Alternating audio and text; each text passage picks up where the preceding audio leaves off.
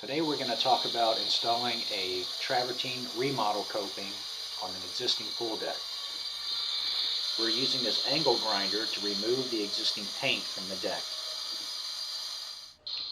This coping is a 4x9 by 3 inch remodel travertine coping.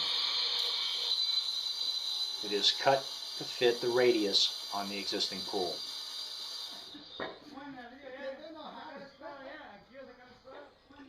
The coping is installed using a standard thin set technique with a grout joint.